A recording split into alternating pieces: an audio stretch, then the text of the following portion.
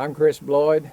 I belong to the Waco Guards. That's a living history unit, and we try to portray a Confederate soldier as our great-great-grandpas would have been when they enlisted in the war.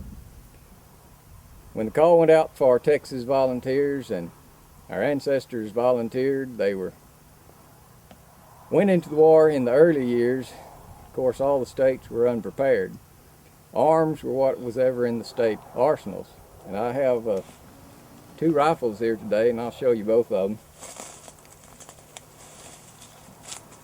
I've got a Model 1853 Enfield replica and a Model 1842 Springfield replica. Let me lay the Enfield back. We'll talk about the 42 Springfield just a minute, because early in the war, and if you were from Texas, this was probably a gun you were issued. This was what was available at the time, especially early war, and was used up through 1863.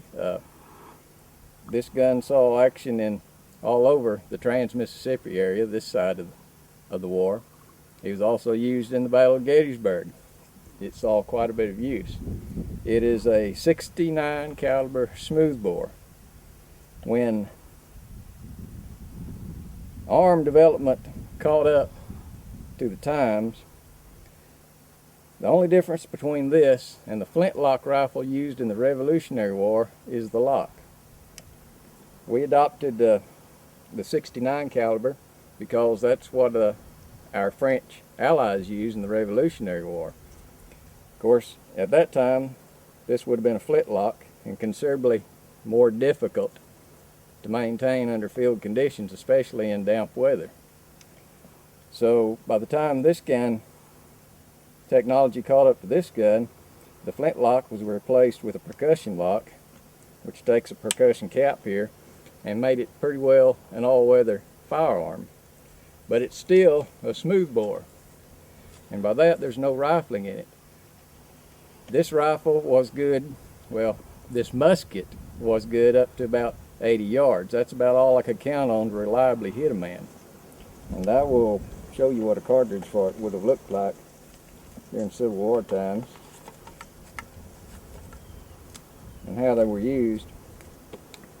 This is 69 caliber. It would have had a 69 caliber round ball, but to increase chances of a hit, we added 3 buckshot to it. And that's the same load that would have been used in the Revolutionary War, a 69 caliber round ball with 3 buckshot loaded with it. And it took 110 grains of powder to fire this. That made the kick a little rougher than a 12 gauge shotgun. But in battle, the whole thing, the end of the tail of the paper cartridge was removed, tore off with your teeth. You dumped the powder in, shoved everything else down the barrel, and let her fly. And with 110 grains of black powder behind it, at close range, it was a terrible weapon.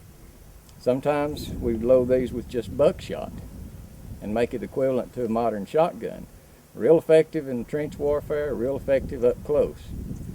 But to compare that to a rifled Enfield, this is a Model 1853 Enfield replica we imported from Britain. Both sides used large numbers of it during the Civil War. Sometimes these would be found in the same unit. For example, Walker's Greyhounds, Walker's Texas Division. Through their battles in Louisiana, the Red River Campaign, about 3/4 of the troops would have had the 42 Springfield smoothbore. About 1/4 of them had the Enfield, the more modern gun.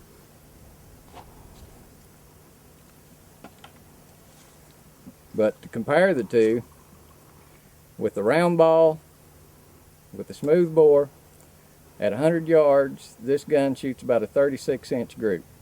The rifled Enfield, on the other hand, is a long-range proposition. At 100 yards, it's going to shoot about a 7-inch group.